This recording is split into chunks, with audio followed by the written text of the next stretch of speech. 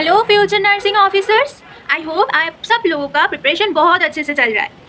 इस माहौल में हम आए हैं आप लोगों से शेयर करने कि फंडामेंटल ऑफ नर्सिंग नॉर्सेट में कितना ज़्यादा इंपॉर्टेंट है। ये तो आप सब लोगों को पता ही है, पर आप सब लोगों को यह पता है कि फंडामेंटल ऑफ नर्सिंग से कभी भी स्ट्रेट फॉरवर्ड क्वेश्चन ऐसे नहीं आता। एक नॉर्मल क्वेश्चन को भी एम्स घुमा के पूछते हैं और फंडामेंटल ऑफ नर्सिंग के साथ मेड सर्च का एक अलग ही रिलेशनशिप होता है। तो मैं आज आई हूँ आप लोगों को बोलने कि कौन से टॉपिक से फंडा का कैसे कैसे क्वेश्चन आ सकता है।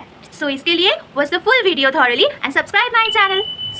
मैं आई हूँ फर्स्ट बोलने में कि इन फंडामेंटल ऑफ नर्सिंग जो फर्स्ट हमारा इंपॉर्टेंट टॉपिक है हैंड हाइजीन से। हैंड हाइजीन से you have to remember the 5 golden moments of hand hygiene and with sequentially. ये नहीं कि मैं लास्ट पॉइंट को पहले बोल दूँ, पहले पॉइंट को लास्ट में बोल दूँ, ऐसा नहीं। सीक्वेंस में जैसा है WHO का जो फॉर्मेट है वैसे में जो सीक्वेंस है वैसे सीक्वेंस वाइज आप लोगों को याद करना है कि हैंड हाइजीन का गोल्डन मोमेंट्स का जो 5 स्टेप्स है you have to remember. Next most important thing is standard of infection का जो चैप्टर है उस चैप्टर में direct and indirect modes of transmission का जो टाइप्स है, which types of mode of transmission direct and indirect में, वो सब मोड आप लोगों को याद करना है। Okay, next personal protective equipment से कौन सा सीक्वेंशियली हम लोग पीपी डोनिंग एंड डॉफिंग करते हैं एंड मास्क कैसे पहनते हैं, obviously this is important. Gloves कैसे पहनते हैं इसका इमेज बेस भी आप लोग याद कर सकता है। नेक्स्ट बायोमेडिकल वेस्ट मैनेजमेंट में which types of waste are discarded as selective to the BMW, वो सब याद करना है। प्लस BMW का जो लोगो होता है, BMW का लोगो, साइटोटॉक्सिक वेस्ट का लोगो, रिसाइक्लेबल वेस्ट बिन का लोगो, वो सब लोगो आप लोगों को WHO साइट से जाके देखना है obviously. Okay, and most importantly AIIMS ने नया जो क्राइटेरिया दिया हुआ है BMW पे कि कितना टाइम से हम वेस्ट मैनेजमेंट कर सकते हैं, कितना टाइम हम वेस्ट को स्टोरेज कर सकते हैं, वेस्ट का सेग्रीगेशन पॉइंट कितना दूर होता है हॉस्पिटल से, ये एक एम्स के गाइडलाइन पे, एम्स के साइट पे अपलोडेड है। You have to watch this. Next आप लोगों को इंपॉर्टेंट क्वेश्चन आता है CVP मॉनिटरिंग से। सेंट्रल वेनस कैथेटर जो है उसका everything is important, like patient positioning क्या होता है, CVP लाइन का जो कैथेटर होता है, कैथेटर का image is very much important. Image PYQ में आ चुका है ऑलरेडी, रिपीट भी हो सकता है, so you have to see the image and also the types of CVP catheter, lumen catheter और नॉन लूमेन कैथेटर। नेक्स्ट कौन से कैथेटर का कौन से पोर्ट से हम क्या क्या एडमिनिस्ट्रेशन करते हैं, लाइक मेडिकेशन कौन से पोर्ट से देते हैं, TPN कौन से पोर्ट से देते हैं, ब्लड कलेक्शन कौन से पोर्ट से करते हैं, ये सब इंपॉर्टेंट है CVP लाइन से। और पेशेंट पोजीशनिंग क्या होता है, पेशेंट का अगर क्या क्या कॉम्प्लिकेशन हो सकता है CVP से, अर्ली कॉम्प्लिकेशन क्या है, लेट कॉम्प्लिकेशन क्या है, and after the complication nursing implementation. In each and every point nursing implementation is very much important for nursing purpose. हम लोगों को एवरी क्वेश्चन में कुछ कुछ ऐसा एस्पेक्ट दिया जाता है कि नर्सिंग इंप्लीमेंटेशन क्या है, एज अ नर्स आपको क्या करना है, ये आपको चूज करना पड़ता है। और ये लोग ऐसे ऐसे ऑप्शन क्रिएट करके रखता है ना, तो आप लोगों को 2 और 3 ऑप्शन में ऐसे कन्फ्यूजन क्रिएट हो जाएगा कि यही सही होगा। इसीलिए क्या इंपॉर्टेंट है, जो एनक्लेक्स का बुक होता है, एनक्लेक्स बेसिस जो क्वेश्चन आंसर नर्सिंग प्रायोरिटी का है, वो सब आप लोग प्रैक्टिस कीजिए। ओके, नेक्स्ट इंपॉर्टेंट क्वेश्चन आता है चेस्ट ट्यूब ड्रेनेज से। इन चेस्ट ट्यूब ड्रेनेज पे भी चेस्ट ट्यूब ड्रेनेज का sites are all important for like CVP का साइट कहाँ से है, NG ट्यूब एडमिनिस्ट्रेशन के टाइम हम लोग पेशेंट को क्या पोजीशन देता है, नेक्स्ट चेस्ट ट्यूब का साइट क्या है, कौन से इंटरकॉस्टल स्पेस से चेस्ट ट्यूब इंसर्शन होता है, ये सब माइन्यूटली आप लोगों को रिमेंबर करना है। नेक्स्ट है ऑक्सीजन थेरापी। ऑक्सीजन थेरापी के अंदर ही आप लोगों को वेंटिलेशन का मोड भी पढ़ना है एंड वेंटिलेशन का जो अलार्म सिस्टम है, कब वेंटिलेशन हाई अलार्म देता है एंड कब वेंटिलेशन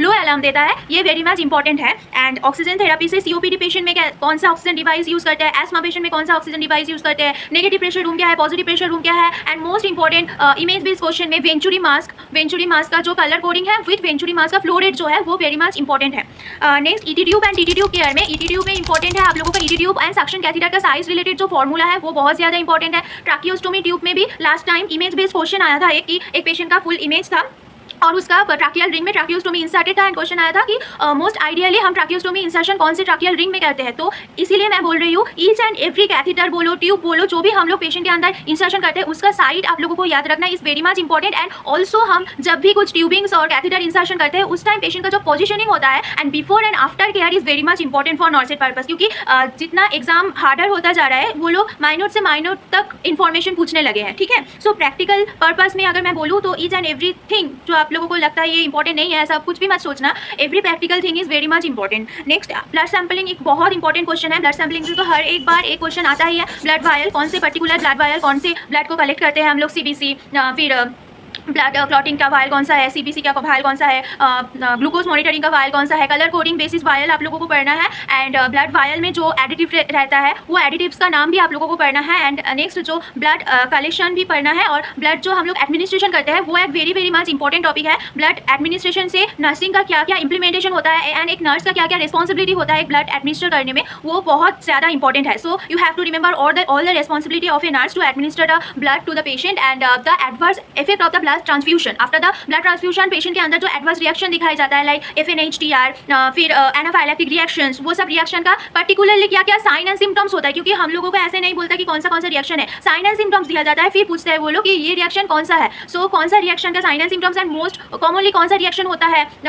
और लास्ट टाइम क्वेश्चन आया था कि FNHTR जो है उसका रिएक्शन क्यों होता है, वाई तो ये सब भी आप लोगों को पढ़ना है कि ब्लड ट्रांसफ्यूजन जो रिएक्शन होता है उसका कॉज क्या है, वो भी बहुत इंपॉर्टेंट है। And next also important after the reaction as a nurse हम लोगों को क्या करना है प्रायोरिटी बेसिस में, वो भी बहुत ज़्यादा इंपॉर्टेंट है। एंड ऑल्सो इंपॉर्टेंट ब्लड जो बैग होता है PRBC, प्लेटलेट और क्रायो प्रेसिपिटेट लाइक जो फ्रेश फ्रोजन प्लाज्मा, वो सब कंपाउंड्स का half life and plasma cell life कितना होता है वो भी आप लोगों को याद करना है। Next important point is suctioning. Suctioning में सक्शन कैथेटर का साइज जो फॉर्मूला होता है वो याद रखना। एंड पेडियाट्रिक में कैसे सक्शनिंग होता है, एडल्ट में कैसे सक्शनिंग होता है, एंड सक्शनिंग जो प्रोसीड्यूर है वो भी पढ़ना है आप लोगों को। Next IV cannula. IV cannula में IV कैन्यूला का colour coding with flow rate. Okay, next होता है urinary catheter care. Urinary catheter में आप लोगों को IBQ प्रैक्टिस करना है। Foley catheter, silicon catheter, rubber catheter, one time use catheter, कौन सा हर एक टाइप का कैथेटर का IBQ प्रॉपर्ली याद करना है। एंड ऑल्सो मैंने पहले बोला था every types of tubing, ET tubing, TT tubing, CBP tubing, oxygen tubing, सब कुछ का IBQ बहुत अच्छे से करना है, क्योंकि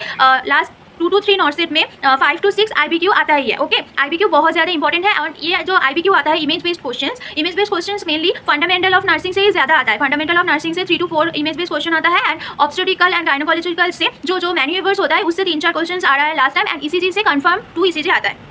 नेक्स्ट प्रेशर अल्सर में in pressure ulcer you have to remember the Braden scale and obviously not even the Braden scale, you have to learn all types of scale assessment tools used in fundamental of nursing, med surg, जो जितना भी scales है वो आप लोगों को याद करना है, क्योंकि एवरी टाइम एक ना एक स्केल वो लोग देता है। And scoring system like SOFA scoring, q SOFA scoring, जितना भी टाइप्स ऑफ स्कोरिंग होता है, most falls risk assessment scoring, वो सब स्कोरिंग सिस्टम भी बहुत ज़्यादा इंपॉर्टेंट है। नेक्स्ट मोस्ट इंपॉर्टेंट टॉपिक जो आता है CPR।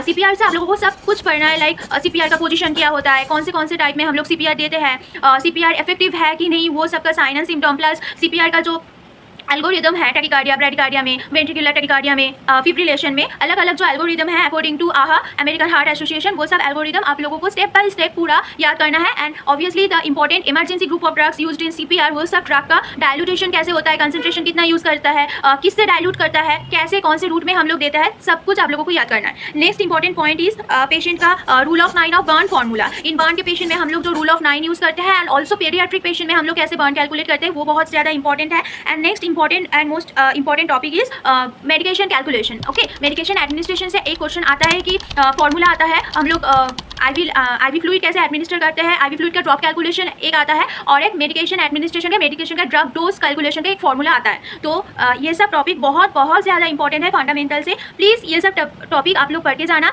And don't be afraid of the exam, बहुत अच्छा होगा एग्जाम, बस अच्छे से पढ़ाई करो। Okay, bye bye.